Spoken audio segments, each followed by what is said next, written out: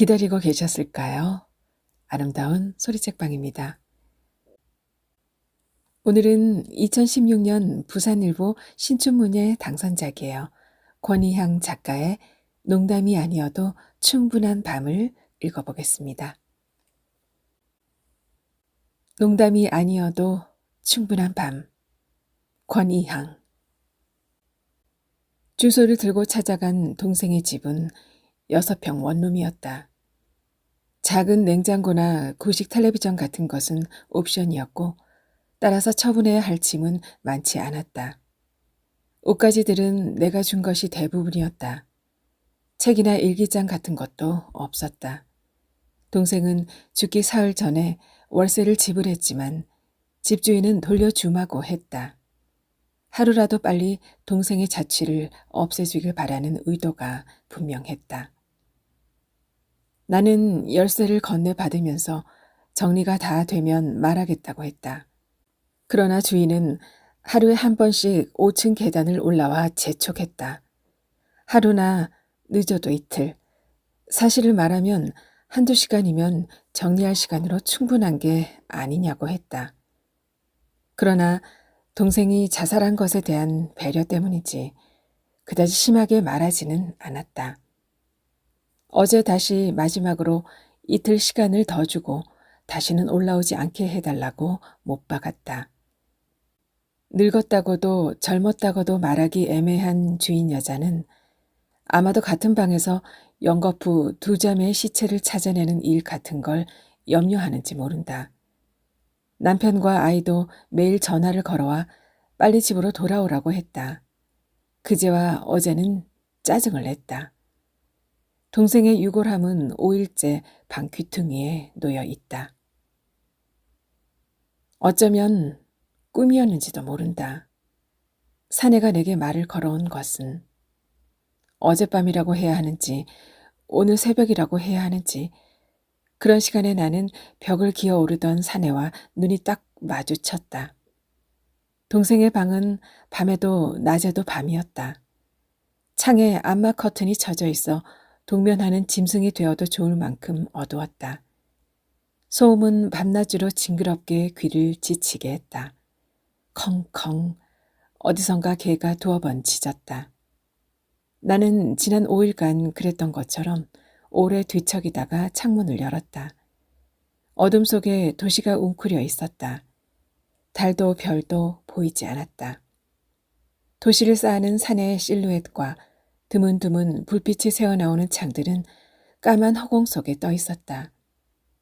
산에는 내가 창문을 열었을 때 거미처럼 벽을 오르고 있었다. 나와 눈이 마주친 그 순간에 그는 벽에 몸을 밀착시킨 채 숨죽여 있었는데 누군가의 눈길이 닿는 것과 동시에 보호색을 띠는 거대한 파충류처럼 딱딱한 벽과 뭉쳐져 벽의 일부처럼 보였다. 쉿! 사내는 오른손으로 배관을 움켜쥐고 왼손 검지를 입술에 갖다 댔다. 검지 아래로 사내의 입술이 가로로 길게 늘어졌다. 사내는 웃고 있었다. 하마터면 나도 따라 웃을 뻔했다. 순간 나는 마치 우리가 숨바꼭질 중인 아이들처럼 여겨졌다. 술래인 내가 마지막까지 숨어있던 아이를 기필코 찾아낸 것처럼 단순하고도 지치는 놀이. 한 아이가 너무 꽁꽁 숨으면 모두들 그 아이를 찾다가 결국 지쳐 놀이를 끝내버리고 집으로 돌아가고야 마는. 사내는 나이뿐 아니라 체격도 가늠할 수 없었다. 눈동자만 빛을 내며 어둠 속에 떠 있는 것 같았다. 어쩌면 외국인인지도 몰랐다. 고개를 쳐든 사내 아래로 쓰레기들이 몰려있는 벽돌담이 어둑하게 보였다. 멀리 공장 굴뚝에서 하염없이 연기가 치솟아 어둠 속으로 흩어지고 있었다. 23년 만에 동생을 만났을 때 나는 우리가 자매라는 사실을 잠시 의심했다. 아버지와 어머니가 이혼하는 날, 동생은 어머니 옷자락을 붙잡고 있었고 나는 아버지 등 뒤에 있었던 이유로 우리는 각자 가까이 서 있었던 어머니 혹은 아버지와 살았다. 두 분은 결코 만나는 일이 없었고 따라서 동생과 나도 애초에 인연이 닿지 않았던 사람처럼 단 한 번도 만나지 않았다. 두 분이 이 세상 사람이 아니게 되었을 때 다시 만난 동생은 의아하게도 내가 기억하는 모습을 조금 더 가지고 있지 않았다. 하얀 원피스에 빨간 구두, 노란 나비 리본 머리띠. 내게 남은 동생의 이미지는 얼굴이 아니라 색이었다. 그 색들은 강렬해서 나는 동생이 화려한 여자로 살고 있을 거라고 막연하게 생각했다. 12살 아이의 기억은 고작 그 정도였다. 동생의 낡은 바바리와 뒤로 질끈 동여맨 탄력 없는 머리카락을 바라보며 나는 남은 기차 시간을 손가락으로 세고 있었다. 눈물을 질금거리며 동생과 나란히 앉은 이모 역시 기억 밖의 모습이긴 마찬가지여서 나는 자칫 아줌마라고 부를 뻔했다. 카페 창밖으로 벚꽃잎이 마구 떨어져 내리던 팔공산 자락의 오후는 내게 깊은 골짜기였다는 기억으로만 남아있다.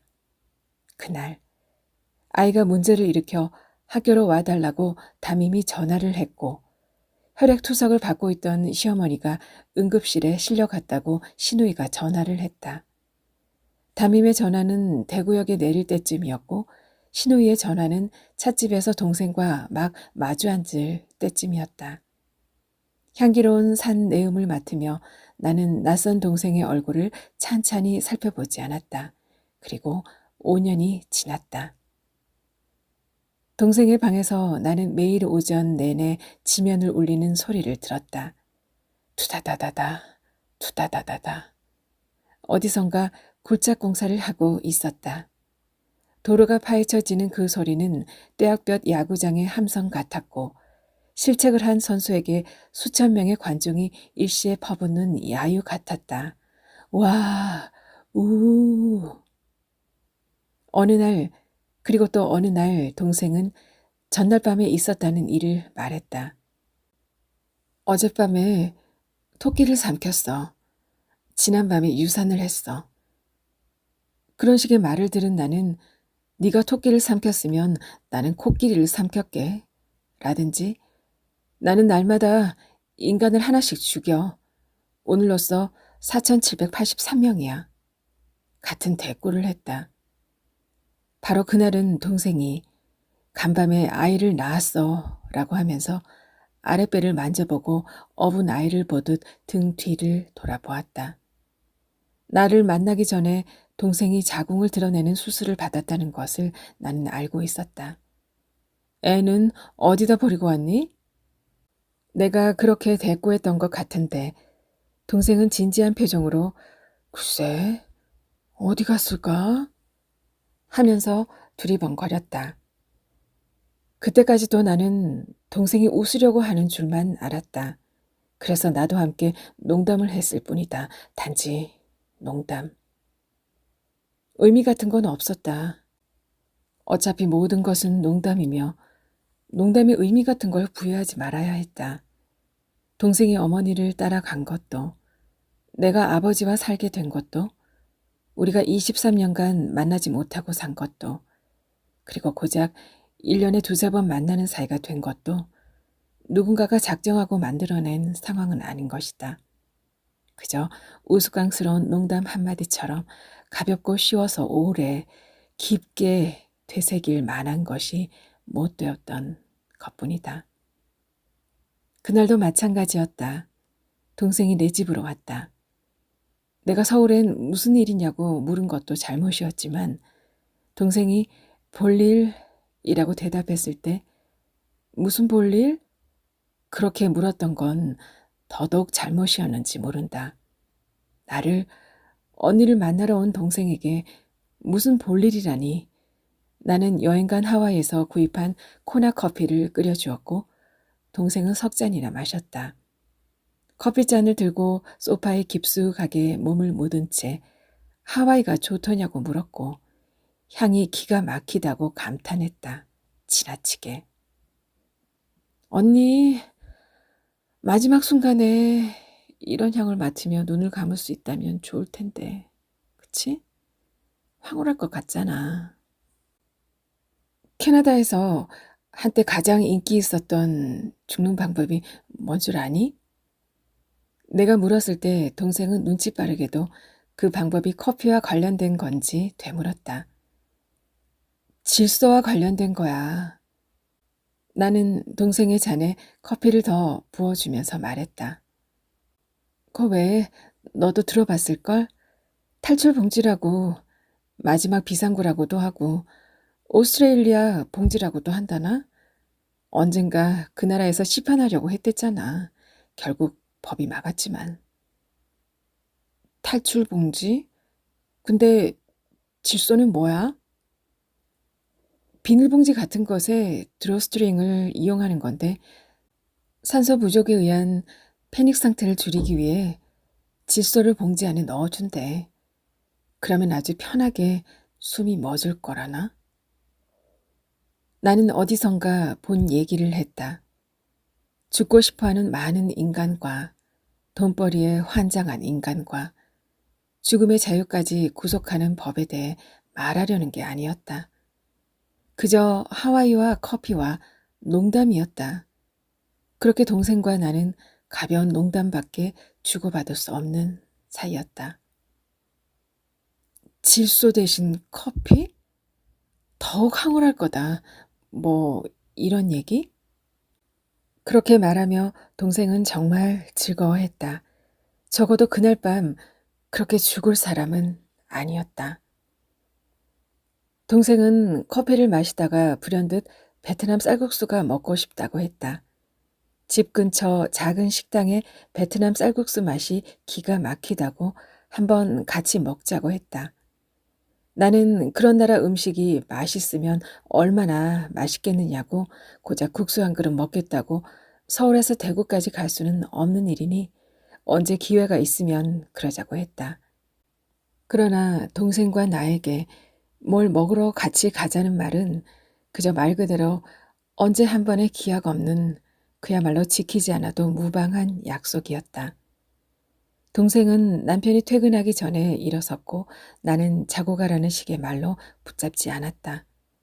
동생을 만나면 남편은 그저 한번 어색하게 웃고 자리를 피해주는 정도로 예의를 표했다. 동생이 거실에 있으면 남편은 안방에서 나오지 않은 채 필요한 게 있을 때마다 나를 불렀고 동생이 방에 있으면 남편은 거실에서 파자마를 갈아입지 않고 소파에 비스듬히 앉아 텔레비전을 보았다. 남편의 태도를 트집 잡을 생각은 없었다. 그에게 동생은 어느 날 알게 된 옆집 아줌마와 다를 바 없다는 걸 나는 모르지 않았다. 내가 동생에게 혹시 자고 갈 거니? 그렇게 물었던 적은 있었지만 동생은 한 번도 내 집에서 자고 간 적이 없었다.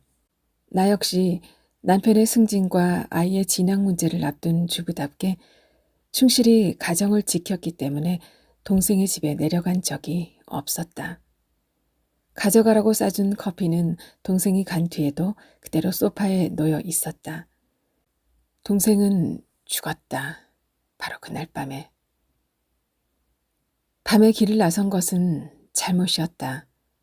어젯밤 원룸 뒤쪽 골목을 한 바퀴 돌려고 했던 것이 그만 길을 잃고 말았다. 각종 폐지와 고철 덩어리들이 찌그러진 채 쌓여있는 고물상이 있었다. 고물상 마당으로 허리가 둥글게 흰 노인이 리어카를 끌고 들어섰다. 그 옆으로 조악한 글씨의 베트남 쌀국수 간판이 보였다. 몇몇 외국 사내들이 그 앞에서 담배를 피우고 있었다. 고물상 뒤로 산지한 조립식 건물들의 굴뚝에서 연기가 솟아올랐다.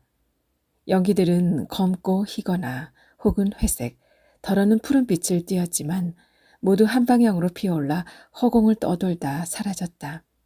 도심 속 공단이었다.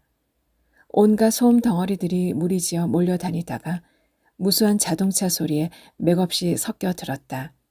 모두 동생의 방창으로 본 풍경들이며 들었던 소리들이다. 그렇게 가까운 곳에서 길을 잃을 줄은 몰랐다. 동생의 방에서 내려다본 곳이라면 거기서도 동생의 방 창문이 보여야 마땅했다. 그러나 창문은 쉽게 찾아지지 않았다. 본 곳과 보였던 곳을 찾는다는 것은 전혀 다른 문제였다. 특히 밤에는 어둠의 완강한 질서에 굴복당한 느낌이었다. 방에 불을 켜두고 나왔지만 4층인가 주차장을 포함하면 5층인 동생 방 창은 아무 데도 없었다. 나는 아무 곳이나 무조건 걸어갔다. 어차피 내가 가늠한 방향은 믿을 수가 없었다. 쓰레기 봉지가 발에 걸렸다. 휘청거리며 건물을 끼고 돌았다. 다시 나타난 고물상, 베트남 쌀국수 간판, 5일 전 동생의 유고를 안고 내렸던 지하철역으로 가면 찾을 수 있을 것 같았다. 그러나 지하철역으로 가는 길을 물을 데가 없었다. 외국 사내들은 자기네 나라 말로 짓거리며 멀어져 갔고 리어카를 끌던 노인은 보이지 않았다. 그리고 아무도 없었다. 어느 순간 동네 건물은 온통 불이 꺼졌고 어느 창에서는 불빛이 서너 번 깜빡이다가 다시 꺼졌다. 그것을 시작으로 이 창, 저 창에서 신호라도 보내듯 불을 깜빡이기 시작했고 동네 전체에 불꽃놀이라도 하듯 번쩍이며 왁을 거렸다. 수천 개의 불빛들이 물결치며 휘돌았다. 고개를 치켜들고 동생 방의 창을 찾던 나는 멀미를 일으켰다. 비틀거리며 오른쪽으로 방향을 틀었다. 아니었다. 왼쪽이었나? 역시 아니었다. 골목은 무수히 많았고 원룸도 무수히 많았다. 5일간 내가 창으로 보았던 골목은 점점 낯선 곳으로 변해갔다. 내가 내려다 보았던 골목이 아닌 것처럼, 모든 건물과 굴뚝과 하늘이 낯선 것처럼, 골목의 모퉁이와 벽들이 나를 조롱하고 나에게 위협적으로 날카로운 이를 드러내는 것처럼 나는 골목을 휘청거리며 돌아다녔다. 같은 골목을 수십 번 더 돌았다. 동생의 집은 전혀 엉뚱한 곳에서 내 눈에 띄었다. 건물 이름이 아니었다면 아마도 그냥 지나쳤을 것이다. 생각지 못한 지점에서 건물을 찾은 나는 다시 한번 밤의 방향을 믿지 않기로 작정했다. 여러 정황상 동생의 죽음은 자살로 결론 지어졌다. 특히 죽은 동생이 왼발엔 검은색, 오른발엔 빨간색 양말을 짝짝이로 신고 있었다는 것이 정상적인 정신 상태가 아님을 말하는 결정적인 증거라고 했다. 그리고 뜯지도 않은 화장품, 섀도우나 루즈 같은 이나 역시 개통되지 않은 휴대폰 같은 것들이 나왔을 때 마트나 전자대리점에서 훔쳐온 게 분명하다고 했다. 경찰의 말에 의하면 이미 동생은 2번의 절도 전과가 있었고 절도 수배 중이었다. 나는 동생의 방에서 새끼손가락 끝마디만한 말랑말랑한 물건을 여러 개 찾아냈을 때 그것은 귀마개였다. 동생이 불면증이 있었을 거라고 생각했다.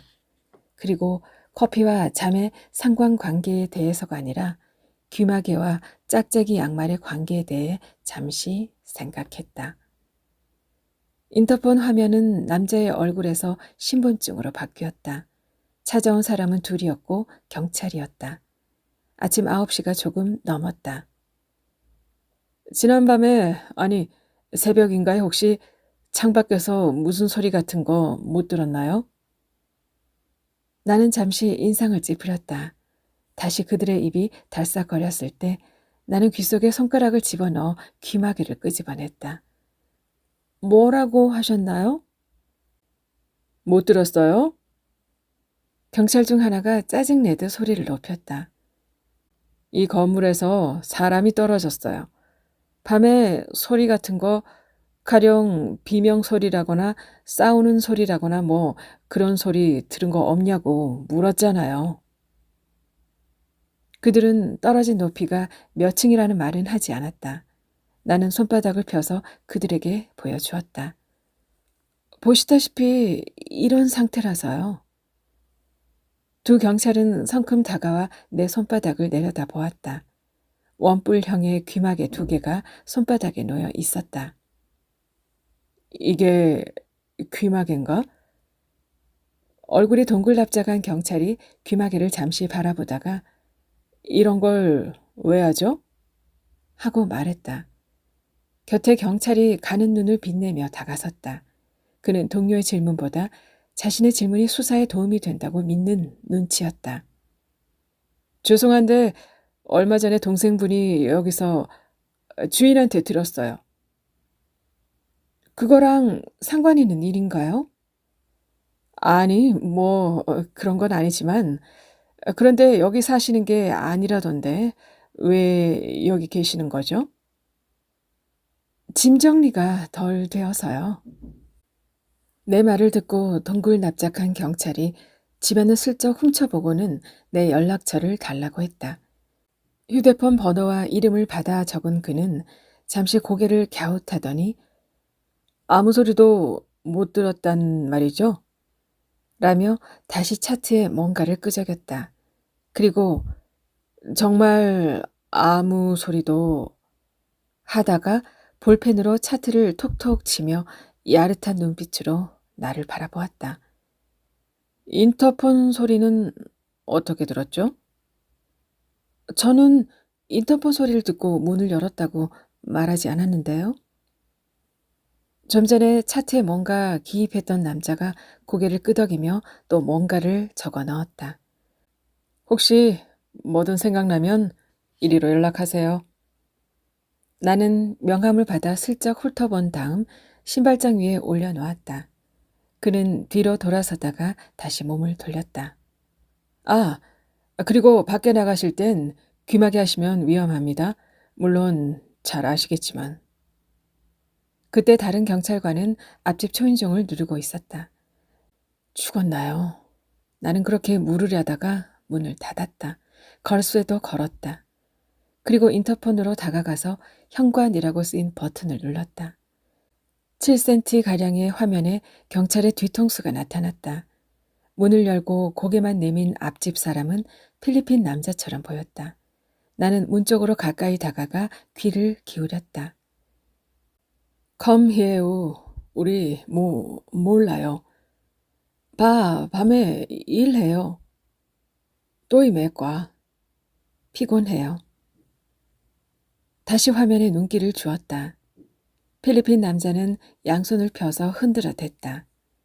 남자 어깨 쪽에 바짝 얼굴을 붙인 가무잡잡한 여자가 보였다. 경찰은 또 무언가를 끄적였다. 두 남자가 위층으로 향하는 계단 쪽으로 몸을 틀었다. 앞집 현관이 닫혔다. 나는 인터폰 화면을 껐다. 두 남자의 시시덕거리는 웃음소리와 발소리가 쿵쿵 울렸다. 나는 귀마개를 신경질적으로 귀 속에 밀어 넣었다. 햇빛이 눈을 찔렀다. 방으로 쏟아지는 볕이 지나치게 환했다. 커튼 봉을 천장에 달기 위해 의자 위에 올라섰다. 못이 박힌 봉의 끝부분을 창문틀에 갖다 대려다 다시 의자에서 내려섰다. 못에 말라붙은 핏자국이 보였다. 소름이 끼쳤다. 꿈이 아니었어. 어째서 꿈일 거라고 생각했던 걸까? 어젯밤에는 몰랐다. 남자가 봉을 잡으려다 못을 잡아챘다는 걸. 물티슈를 뽑아 피를 닦아냈다. 나는 고개를 치켜들고 못이 꽂혔던 자리를 찾다 말고 창문을 열었다.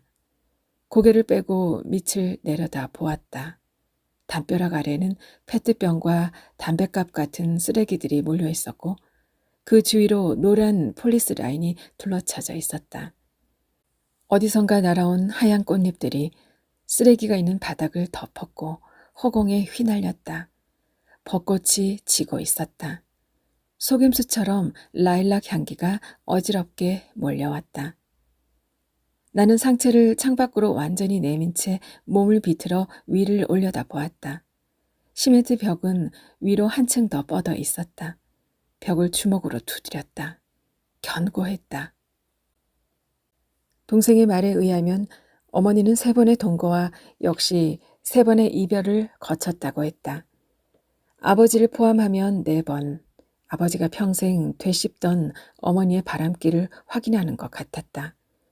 그동안 동생은 무엇을 보고 무엇을 들었을까? 나는 상상할 수 없었다. 그러나 우리가 만나지 못했던 23년보다 이후 5년이 어쩌면 동생에게 훨씬 긴 시간이었을지도 모른다는 생각이 든 것은 엽서 한 장과 편지 하나를 발견했을 때였다. 편지는 동생의 낡은 코트 주머니에서 나왔다. 받는 사람은 동생이었고 보낸 사람은 술리스도, 석 달 전에 받은 엽서였다. 엽서의 사진은 높은 빌딩에 만들어진 수백 개의 창문처럼 보였다. 다시 보았을 때 그것은 빌딩이 아니라 암산이었다. 균형 잡히지 않은 절벽은 제멋대로 끼운 블록처럼 곧 쓰러질 듯 기우뚱해 보였다. 암벽 가운데 여기저기 창문꼴로 구멍이 나 있었고 뚫린 구멍들마다 형체를 파악할 수 없는 귀기한 모형이 들어차 있었다. 술라웨시 토라자 무덤, 사진 아래 쪽 작은 글씨였다.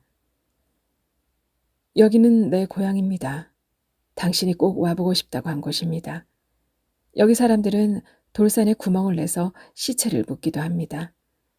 사진으로는 잘 안 보이겠지만 해골들이 절벽 사이사이에 끼어 있습니다. 여기선 결혼식보다 장례식이 훨씬 화려합니다. 가족의 장례 비용을 마련하기 위해 평생을 보내기도 합니다. 비용을 마련할 때까지 시신을 집안에다 미라처럼 만들어 보관하는 집도 있습니다. 나는 여기서 작은 한국인 회사에 다니고 있습니다. 그러나 사정이 좋지 않아 보입니다. 곧 문을 닫을지 모른다는 소리가 들립니다. 다시 일할 곳을 찾아야 할 것 같습니다. 이제 나는 고향을 떠나고 싶지 않습니다. 당신 나라 사람이 편지 쓰는 것을 도와주었습니다. 다시 편지하겠습니다. 슬라맛. 안녕히. 2015년 1월 5일. 다시 엽서를 뒤집어 사진을 보았다. 마치 거물처럼 90도 각도로 세워진 돌산에 뚫린 구멍. 그곳마다 들어찬 것이 시체였던가. 술리스도가 사람 이름이라면 누구인가? 당연히 짐작조차 할 수 없었다. 유치원생의 글씨 같다고 생각했더니 역시 한국인이 아니었다. 술리스도, 인도네시아인인가? 스마트폰으로 술라웨시 토라자 무덤을 찾아보았다. 엽서와 같은 사진들이 나왔다. 알록달록한 목각 인형들이 절벽 구멍 사이에 끼어 있어 기괴하면서도 얼핏 화려해 보이기도 했다. 누군가 망자의 땅이라는 이름을 붙여놓았다. 봉투에 든 편지에도 같은 이름이 적혀 있었다. A4 용지에 인쇄된 타자 글씨였다. 당신에게 배운 말로 편지를 씁니다. 한국을 떠난 지 1년이 넘었습니다. 언제 다시 갈 수 있을지 아직은 알 수 없습니다. 당신이 보내준 돈을 다 주었는데도 비자가 나오지 않습니다. 추방당한 불법 체류자는 비자를 받기가 많이 힘듭니다. 이 편지 쓰는데 2시간이 걸렸습니다. 슬라맛. 2013년 12월 22일. 엽서보다 1년 전이다. 엽서에는 다시 편지하겠다고 되어 있었지만 더 이상 인도네시아에서 온 편지는 없었다. 나는 방 모퉁이에 놓여있는 동생의 유골함을 힐끗 보았다. 아버지를 따랐던 동생은 왜 하필 어머니 옷자락을 잡고 있었을까? 가위 갖고 와. 몹시 화가 난 얼굴로 아버지가 소리쳤을 때 동생은 서랍장을 뒤져 가위를 아버지에게 건네주고 아버지가 가위 든 손을 치켜들자 얼른 어머니 뒤로 피했던 것 같다. 아버지는 어머니의 빨간 치마를 단번에 잘라버린 것으로 내 기억에 남아있다. 못의 피를 닦아낸 휴지를 변기에 내리고 세수를 했다. 현관을 나서면서 귀마개를 뽑아 신발장 위에 올려놓았다. 귀마개는 경찰의 명함 위에 얹혀 있다. 문을 열고 복도로 나섰을 때 위층에서 내려오던 2 경찰관과 마주쳤다. 나는 가볍게 목례를 했다. 그들은 내 목례를 받는 둥 마는 둥 주절주절 떠들어댔다. 이 동네에선 통역을 달고 다니든지 해야지. 원. 그런데 이 건물은 뭔가 어지러운 냄새가 나는 것 같아. 향신료 냄새야. 뒤죽박죽 섞여나니까 역한 거야. 파키스탄, 인도네시아, 베트남, 필리핀 애들이 많잖아. 우즈베키스탄이나 아랍 놈들은 또 어떻고. 혹시 내 앞에서 계단을 내려가던 그들 중 한 명이 몸을 휙 돌렸다. 뒤늦게 생각난 거 없어요? 아, 그거. 내게 명함을 준 남자가 나를 향해 손가락질을 했다. 지금 귀마개는 빼고 나온 거 맞죠? 나는 고개를 끄덕였다. 세 사람 발걸음 소리가 쿵쿵 울렸다. 떨어졌다는 사람이 누군가요? 나는 어떻게 되었는지는 묻지 않았다. 조사 중입니다. 이 건물 사람은 아닌데 어느 집을 방문한 것도 아닌 것 같고. 그들은 계단을 내려가면서 계속 떠들었다. 옥상에 올라간 것 같은데 죽으려면 더 높은 곳에 갔겠지. 겨우 6층 건물로 올라왔겠어? 아무튼 생각나는 거 있으면 연락하세요. 필요하면 연락하겠습니다. 를 마지막으로 나는 그들과 다른 방향으로 걸음을 옮겼다. 도로의 대형 전자 대리점 앞에서 스피커 볼륨을 한껏 높인 음악이 흘러나왔고 반나의 댄싱걸 둘이 춤을 추고 있었다. 그녀들 앞을 막 지나는데 뭔가가 내 등을 탁 때렸다. 춤추는 풍선 인형이 바람을 맞아 허리를 길게 비틀어 꺾으며 나를 향해 달려들었다. 내 뺨을 쳤다. 나는 휘청거리며 뒤로 한 발 물러났다. 그것은 춤을 추는 척하며 다시 한번 내 가슴팍을 걷어찼다. 그리고는 순전히 바람 핑계를 대며 내 어깨를 내리찍었다. 나는 라면 한 개를 사들고 다시 원룸으로 향했다.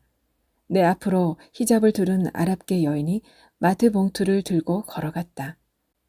노란 봉투는 무게에 늘어져 여인이 연신 위로 들어 올리는데도 곧 터져버릴 것처럼 위태로웠다. 동생의 원룸 옆으로 공사 중의 건물들은 완성되기도 전에 임대 현수막을 내걸고 있었다.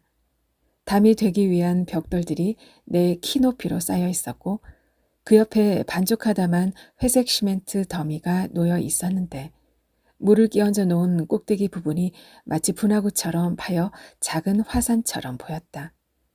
경찰들 말대로 계단에는 자타르, 아랍 향신료나 다운살람, 인도네시아 살람나무 잎사귀 같은 것들이 섞인 냄새가 났다. 동생은 왜 이곳에 방을 얻었을까? 이 동네 어딘가의 공장에서 일을 했던 것일까? 2층과 3층을 오르는 동안 어느 방에선가 새어나오는 노랫소리와 말소리, 베트남이나 말레이시아, 우즈베키스탄 같은 나라의 것으로 짐작되었다. 어젯밤 그 사내는 어디서 왔을까?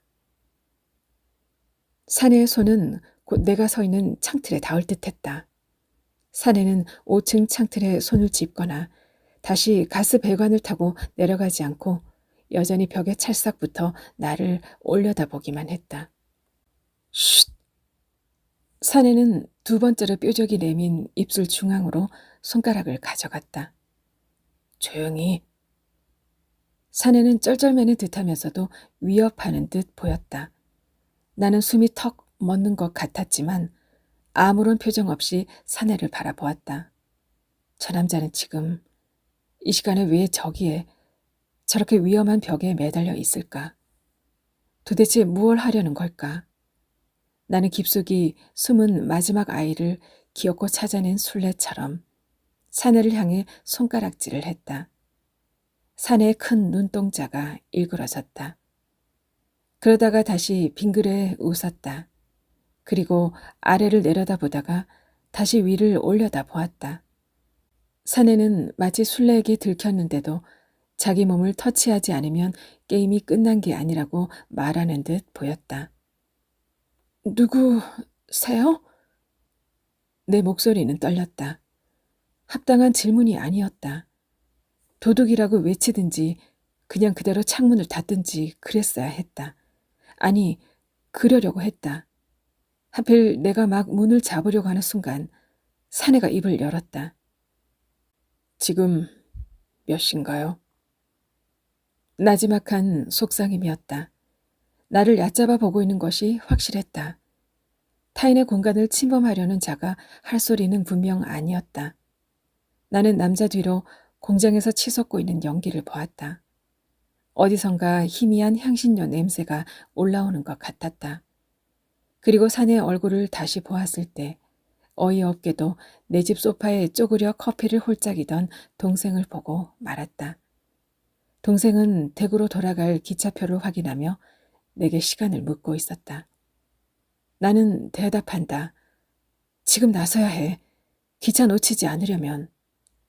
나는 벽에 붙은 시계를 연거푸 올려다보며 커피잔을 치우고 커튼을 치고 소파의 방석을 정리하면서 시간을 알려준다. 지금 가야. 나는 사내의 얼굴을 내려다보면서 세차게 고개를 흔들었다. 사내는 아예 고개를 하듯이 한 손으로만 배관을 잡고 한 손은 아래쪽을 가리켰다가 내가 선 쪽을 가리켰다. 내려갈까요? 올라갈까요? 사내가 더 낮게 속삭였다. 그의 눈빛은 여전히 웃고 있었다. 커피 향이 정말 황홀해, 언니. 그렇지만 돌아갈 시간이야. 나는 동생을 향해 나직하게 인사했다. 슬라마. 뭐라고?